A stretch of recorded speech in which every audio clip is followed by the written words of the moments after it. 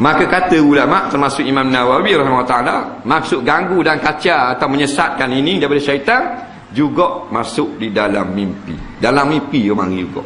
Tak kata dalam jaga. Nah, dalam jaga dia usik dah kita. Nah, dia usik dalam jaga. Dalam mimpi pun dia usik juga. Nah, tu.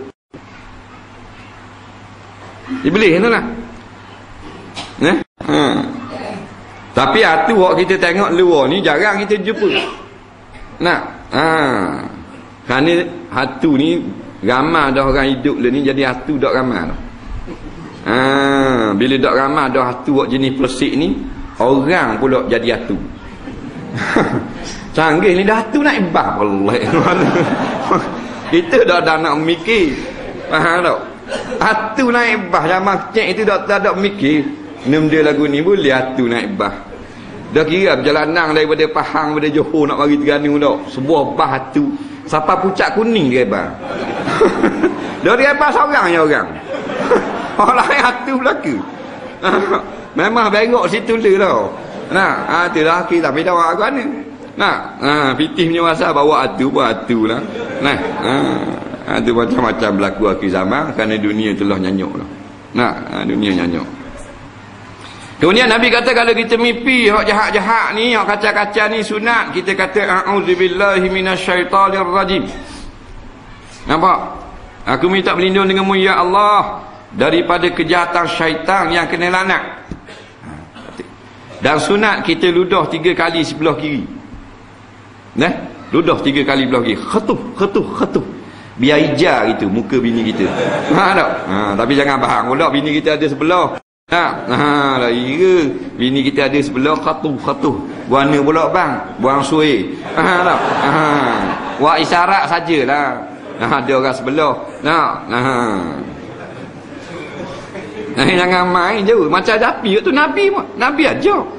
Dia ada Japi yang Nabi aja. Boleh Japi tak boleh ni Japi ngaruk. Buah ngaruk. Ni banyak ni kalau buah bak tu orang pelik-pelik. Nak buang hatu lah, nak buang apa, kalau buang cara betul apa. Nak halau cara sungguh, cara ayat Quran, cara semayang hajat boleh tahan. Ni cara nak nipu belaka. Keras saja main ratus-ratus dah. Hatu tak lari lagi. Kalau di Batu Buruk lagi tu dia kata nak puang ni orang tak masuk Minang. Jadi nak buang siap. Wagi jumpa Tok Rama. Tok Rama kata anak dara ni dia ada hatu duduk dalam. Mok wak mari. Orang kata pandai sangat. Hatu ada dalam tubuh orang batu orang tak masuk. Jadi nak wak gua ni kena buang mandi bunga. Tok Rama mandi. Lanyang monge. Faham tak? Bodoh punya orang. Faham? Tok Rama tu kajiru. Mak tunggu luar. Lepas mandi bunga apa semua, bersih dah hatu dia kata keluar dah. Lepas tu kena mari sekali lagi. Buat apa pula? Pasal nak paku lubang jangan beri hatu masuk mula. Faham tak Ji? Faham? Hak gitu derah kamu faham. Kalau sifat 20 tak ingat sama.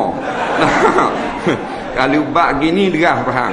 Aduh sakit mu ni. Jadi paku di Tok Rama. Tak? Kira dah paku Tok Rama. Lebih pada paku kita suruh gig. Faham? Masuk jadi kes polis apa semua bahan tagak. Ni kita tak mau cerita kejahatan orang tu, kebodohan manusia tu sendiri. Siapa jadi bodoh gitu semua. Apa bodoh suruh anak gitu. Suruh Tok Rama paku. Bengong punya. Ini cerita. Syaitan dia tak boleh masuk dalam hati yang ada zikrullah. Betul? Sebut nama Allah. Hati kita ni sebenarnya Baitullah, tempat rumah Allah duduk. Bukan Allah yang zat yang qadir langit jadi duduk. Tempat kita duduk, iaitu tempat Allah duduk, tempat kita ingat pada dia. Nama Allah tu sentiasa bermain di dalam hati kita. Biar mulut kita tak basah pun, hati sentiasa teringat tu. Tiba-tiba hati kita terletak benda-benda hak karuk-karuk, maka benda bersih tak akan masuk. Tak akan masuk. Kita nak suruh masuk ikan, kita letak unjang. Kalau bor tengah padang gitu, bor batu epang 2 tik, Lepas tu nak suruh masuk ikan. Tunggu kucing tu bik tanduk Nah. Kena ubur daun. Kena ubur molek, ikat dari ikat barang-barang. Nah, baru tu pun dia molek dah masuk ikan.